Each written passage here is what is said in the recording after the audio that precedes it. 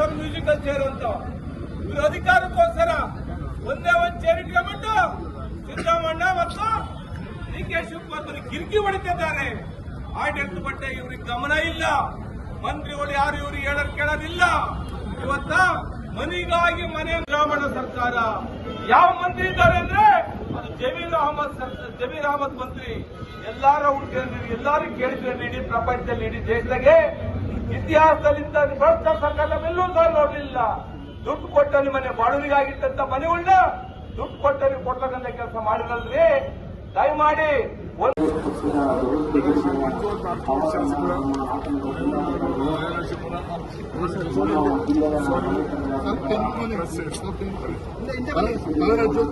ಸಾಂಕೇತಿಕವಾಗಿ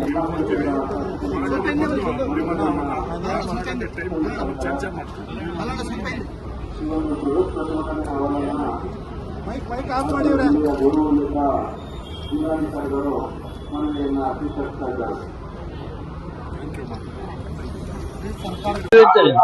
ಒಬ್ಬ ಪಂಚಾಯತಿ ಮೆಂಬರು ಗುದ್ದದಲ್ಲಿ ರೌಡಿ ಲಿಸ್ಟ್, ಯಾರು ಅವ್ರು ಪಂಚಾಯತಿ ಅಧ್ಯಕ್ಷ ಆಗಿ ಇದಾಗಿದ್ದ ರೌಡಿ ಲಿಸ್ಟ್. ಯಾರು ಕೇಳಿದ್ರು ರೌಡಿ ಲಿಸ್ಟ್ ಅಂತಾರೆ. ದಿನ ಬೆಳಿಗ್ಗೆ ಸಾಯಂಕಾಲ ಪೊಲೀಸ್ ಇಲಾಖೆ ದೌರ್ಜನ್ಯ ಈ ಜಿಲ್ಲೆನಲ್ಲಿ ನಡೀತಾ ಇದೆ. SP ಅವರು ಇವತ್ತು ಅವ್ರಿಗೆ ಏನ್ ಗೊತ್ತಿಲ್ಲ ಯಾವ ಉದ್ದೇಶದಿಂದ SP ಅವರಿಗೆ ಅವ್ರ ಕೈಲಿ ಹಿಡಿತದಲ್ಲಿ ಇದೆಯೋ ಏನೋ ಈ ಇಲಾಖೆ ಅಂತ ಗೊತ್ತಿಲ್ಲ. ನಾನು ಸವಿಸ್ತಾರವಾಗಿ ಇವತ್ತು SP ಅವ್ರ ಗಮನಕ್ಕೆ ಟೀಚರ್ ಎದುರುಗಡೆ ಕೂರಿಸ್ಕೊಂಡು ಹೇಳ್ತೀನಿ. ಇದ್ರ ಮೇಲೆ ಆಗ್ದವ್ರು ಒಂದಿನ ದೊಡ್ಡದಾಗಿ ಏನೇನ್ ನಡೀತಾ ಐತೆ ಅದನ್ನೆಲ್ಲ ಹೇಳಿ. ಇವತ್ತು ಮುಖ್ಯವಾಗಿ ಪ್ರತಿಭಟನೆ ಈ ಸರ್ಕಾರದ ಇವತ್ತು ನೀವೇ ನೋಡಿದ್ದೀರಿ. ಅಲ್ಪಸಂಖ್ಯಾತರು ಇಲಾಖೆ ಇರ್ಬೋದು, ಮತ್ತೆ SC/ST ಇಲಾಖೆದು ನಡೆದಂತ ಹಿಂದೆ ಭ್ರಷ್ಟಾಚಾರ ಪ್ರಕರಣಗಳಿರ್ಬೋದು. ಇವತ್ತು ಒಂದು ಮನೆ ಸಿಕ್ಕಲ್ಲ. ಒಂದು ವಸತಿ ಇಲಾಖೆಯಲ್ಲಿ ಇವತ್ತುವರೆಗೂ ಒಂದು ಮನೆ ಕೊಡಕ್ಕಾಗಿಲ್ಲ. ಎಲ್ಲ ಈಗ ನನ್ನಲ್ಲೇ 1000 ಮನೆ ಕೊಟ್ಟಿರೋದ ಅವ್ನು 40% ಕೊಡಿ ಅಂತಾನೆ. ಸರ್ ಇವತ್ತುವರೆಗೆ ನನಗೆ ಗೊತ್ತಿಲ್ಲ. ನಾನು ಯಾಕೆಂದ್ರೆ ನಾವ್ ಏನಾಯ್ತು ದುಡ್ಡು ಕೇಳಿದ್ರು BR ಪಾಟೀಲ್, ನಾನು ಅದ್ರ ಬಗ್ಗೆ ಎಲ್ಲ ರಿಯಾಕ್ಟ್ ಮಾಡಲ್ಲ. ಒಂದ್ ಇಲಾಖೆ ಅಲ್ಲ, ಎಲ್ಲಾ ಇಲಾಖೆನಲ್ಲೂ ಭ್ರಷ್ಟಾಚಾರ ತುಂಬಿ ತುಳುಕ್ತಾ ಇದೆ. ಅದೇನೋ ಗೊತ್ತಿಲ್ಲ. ಸಿದ್ದರಾಮಯ್ಯನವರು ಈ ಮಟ್ಟಕ್ಕೆ ಇದಾಗಿದ್ದಾರೆ ಅಂದ್ರೆ ಗೊತ್ತಾಗಿಲ್ಲ. ಅವ್ರ ಕಾಲದಲ್ಲಿ ಅವ್ರ ಮುಖ್ಯಮಂತ್ರಿ ಇದ್ದಂತ ಕಾಲದಲ್ಲಿ ಇಷ್ಟೊಂದು ಭ್ರಷ್ಟಾಚಾರ ಆಗಿದ್ದು ಒಂದು ದುರದೃಷ್ಟಕರ. ಇದನ್ನ ಕಡಿವಾಣ ಹಾಕಿ ಅಂತ ಸರ್ಕಾರಕ್ಕೆ ಒತ್ತಾಯ ಮಾಡ್ತೀವಿ. ಮತ್ತೆ ನನಗೆ ಅವೆಲ್ಲ CM ಬದಲಾವಣೆ ಇಲ್ಲ. ನಮ್ಮ ಜಿಲ್ಲೆ ರೈತರು ಇವತ್ತು ಸಂಕಷ್ಟದಲ್ಲಿದ್ದಾರೆ. ಸುಮಾರು 2.5 ಲಕ್ಷ ಬೆಳೆ ನಷ್ಟ ಆಗಿದೆ. ಜೋಳದ ಬೆಳೆ ಸಂಪೂರ್ಣ ಇದಾಗಿದೆ. ಆಲಿಗೆಡ್ಡೆ ಇವತ್ತು ಸುಮಾರು 1.25 ಲಕ್ಷ ಹೆಕ್ಟೇರ್ ನಲ್ಲಿ ಆಲಿಗೆಡ್ಡೆ ಬೆಳೀತಾ ಇರೋದು 8,000ಕ್ಕೆ ಬಂದಿದೆ.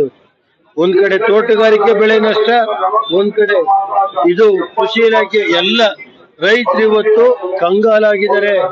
ಏನ್ ಹೇಳ್ತಾರೆ ಅಂದ್ರೆ ಒಂದ್ಸಾರಿ ಇದಾದ್ರೆ 10 ವರ್ಷ ಬೆಳೆನೆ ಮಾಡಕ್ಕಾಗಲ್ಲ.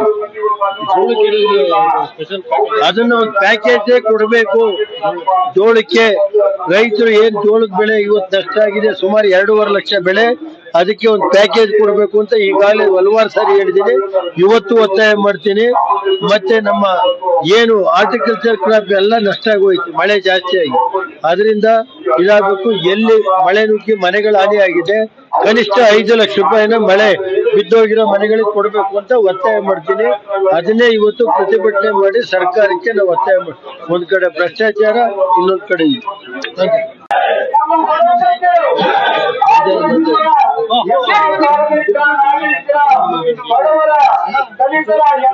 ಹಂಗೆ ಬಗ್ಗಿಟ್ಟು ಇಷ್ಟಿದೆಲ್ಲ ಲೋಗೋ ಹಿಡಿಯಕ್ಕಾಗಲ್ಲ.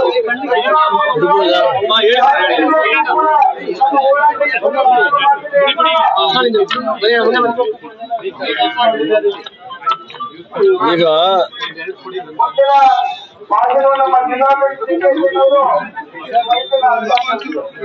ಇವತ್ತು ನಮ್ಮ ರಾಜ್ಯದಲ್ಲಿ ಕಾಂಗ್ರೆಸ್ ಸರ್ಕಾರ ಅಧಿಕಾರಕ್ಕೆ ಬಂದ ಮೇಲೆ ಭ್ರಷ್ಟಾಚಾರ ಎಲ್ಲ ಇಲಾಖೆ ಒಳಗೆ, ಆ ಇಲಾಖೆ ಈ ಇಲಾಖೆ ಅಂತ ಅಲ್ಲ, ಎಲ್ಲ ಇಲಾಖೆಯಲ್ಲಿ ಭ್ರಷ್ಟಾಚಾರ ವ್ಯಾಪಕವಾಗಿ ಹರಡಿದೆ. ಇವತ್ತು ಸಾಮಾನ್ಯ ಜನರು ಕಚೇರಿಗೆ ಹೋದ್ರೆ ಇವತ್ತು ಯಾವುದೇ ದುಡ್ಡಿಂದಲೇ ಕೆಲಸ ಆಗ್ತಾ ಇಲ್ಲ. ಸಣ್ಣ ಪುಟ್ಟವ್ರ ಕೆಲಸ ಯಾವ್ದು ಆಗ್ತಾ ಇಲ್ಲ.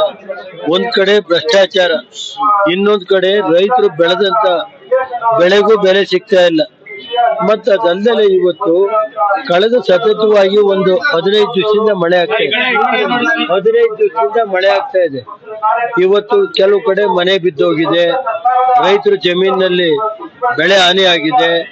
ಮತ್ತೆ ಮೆಕ್ಕೆಜೋಳ, ಹಿಂದೆ ನಮ್ಮ ಜಿಲ್ಲೆನಲ್ಲಿ ಆಲೂಗೆಡ್ಡೆ ಪ್ರಮುಖ ಬೆಳೆ ಇತ್ತು. ಸುಮಾರು 1.5 ಲಕ್ಷ ಹೆಕ್ಟೇರ್ ಪ್ರದೇಶದಲ್ಲಿ ಆಲೂಗೆಡ್ಡೆ ಬೆಳೀತಾ ಇತ್ತು. ಇವತ್ತು 8,000ಕ್ಕೆ ಬಂದೈತಿ. ಮೆಕ್ಕೆಜೋಳ 2,500 ಹೆಕ್ಟೇರ್ ಪ್ರದೇಶ 2.5 ಲಕ್ಷ ಜೋಳ ಬೆಳೀತಾ ಇತ್ತು. ಇವತ್ತು ಎಂಟೇರ್ ಜೋಳ ಕಾಯಿಲೆ ಬಂದು ಪೂರ್ತಿ ಸರ್ವನಾಶ ಆಗಿದೆ. ಜೋಳಕ್ಕೂ ಇಲ್ಲ, ಯಾವುದೇ ರೈತರು ಬೆಳೆದಂತ ಬೆಳೆಗೂ ಇಲ್ಲ. ಇವತ್ತು ಒಂದ್ ಕಡೆ ಮಳೆ ಹಾನಿಯಿಂದ, ಒಂದ್ ಕಡೆಯಿಂದ ಇವತ್ತು ರೈತರಿಗೆ ಸರಿಯಾದ ರೀತಿ ಇದನ್ನ ಬಿತ್ತನೆ ಬೀಜ ಕೊಡದಲ್ಲೇ ಇವತ್ತು ಲಕ್ಷಾಂತರ ಕೋಟಿ ಗಟ್ಟಲೆ ಇವತ್ತು ಈ ಜಿಲ್ಲೆ ಒಳಗೆ ಬೆಳೆ ನಾಶ ಆಗಿದೆ. ರೈತರು ಇವತ್ತು ಕಣ್ಣೀರಲ್ಲಿ ಕೈ ತೊಳೆಯುವಂತೆ ಇದೆ. ಇದಕ್ಕೆ ಸರ್ಕಾರ ಕೂಡಲೇ ರೈತರದು ಮೆಕ್ಕೆಜೋಳ ಇರ್ಬೋದು, ಮುಳುಗಡೆಯಿಂದ ರೈತರಿಗೆ ಆಗಿರುವಂತ ಅನ್ಯಾಯ ಇರ್ಬೋದು, ಅದನ್ನೆಲ್ಲ ಕೊಡ್ಬೇಕು. ಮನೆಗೆ ಬಿದ್ದೋಗಿರೋ ಮನೆಗಳಿಗೆ ಹಿಂದೆ ಏನ್ ಕೊಟ್ಟಿದ್ರು ಸರ್ಕಾರದಲ್ಲಿ 5 ಲಕ್ಷ ರೂಪಾಯಿನ ಕೂಡಲೇ ಒಂದ್ ಮನೆಗೆ ಬಿದ್ದೋಗಿರೋ ಮನೆಗೆ 5 ಲಕ್ಷ ರೂಪಾಯಿ ಕೊಡ್ಬೇಕು ಅಂತ ಹೇಳ್ತೀನಿ. ಇದನ್ನ ಆಗ್ರಹ ಪಡಿಸ್ತೀನಿ. ಇವತ್ತು ಕೃಷಿ ಇಲಾಖೆ ಇರ್ಬೋದು, ತೋಟಗಾರಿಕೆ ಬೆಳೆ ಇರ್ಬೋದು, ಅಥವಾ ನಮ್ಮ ರೇಷ್ಮೆ ಬೆಳೆ ಇರ್ಬೋದು, ಇದ್ರೆ ನಮ್ಮ ತರಕಾರಿ ಬೆಲೆ ಯಾವ ರೀತಿಯ ಬೆಳೆಗಳಿಗೆ ಇವತ್ತು ಸರ್ಕಾರ ಹಿಂದಿನ ಸರ್ಕಾರದಲ್ಲಿ ಯಡಿಯೂರಪ್ಪನವರು ಇದ್ದಾಗ ಕೊಟ್ಟಿದ್ರು. ಯಾವ ಬೆಳೆ ಹೂ ಇರ್ಬೋದು ಎಲ್ಲಕ್ಕೂ ಕೊಟ್ಟಿದ್ರು.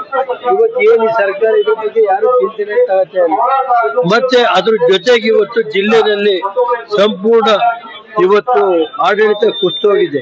ಯಾವುದು ಅಂತ ಅಂದ್ರೆ ಇವತ್ತು ಪೊಲೀಸ್ ಇಲಾಖೆ ಮೊನ್ನೆ ದಿವಸ ಅಲ್ಲಿ ಹೊಳೆನರಸೀಪುರದಲ್ಲಿ ಆಡಗ್ಲಲ್ಲಿ ಒಬ್ಬ ಮಿಲಿಟರಿ ಎಕ್ಸ್ ಸರ್ವಿಸ್ ಮ್ಯಾನ್ ಹೊಡೆದು ಮತ್ತವತ್ತು ರಾತ್ರಿ ಅವ್ರ ಮನೆ ನುಗ್ಗಿ ಲಿಂಗಾಯತ್ ಸಮಾಜ ಇವರು ಹೂನಹಳ್ಳಿ ಅಂತ ಗ್ರಾಮ ಎಕ್ಸ್ ಸರ್ವಿಸ್ ಮ್ಯಾನ್ ಅವ್ರ ಮನೆ ಹೆಂಗಸಿದ್ದಾಗ ನುಗ್ಗಿ ಹೊಡೆಯಕ್ ಹೋಗ್ತಾರೆ ಅಂದ್ರೆ ಅರ್ಥ ಏನ್ರಿ ಇದು?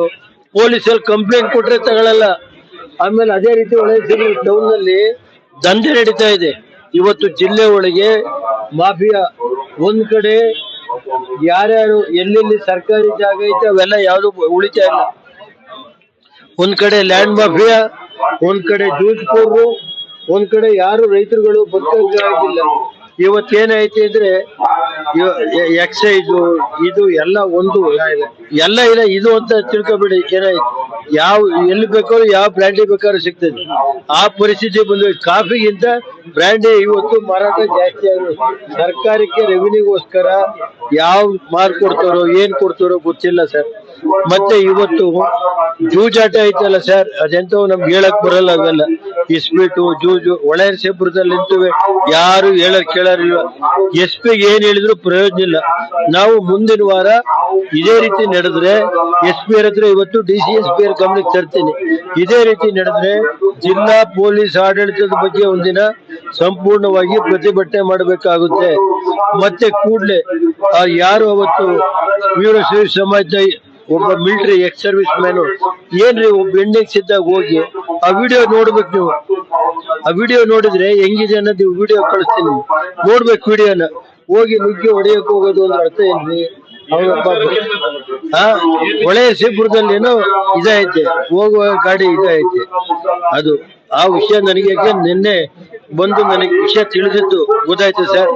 ಅದನ್ನ ಪೊಲೀಸ್ ಇಲಾಖೆ ಯಾವ ಕಂಪ್ಲೇಂಟ್ ಕೊಟ್ರು ತಾಳಕ್ ಬರಲ್ಲ. ಒಂದ್ ಕಡೆ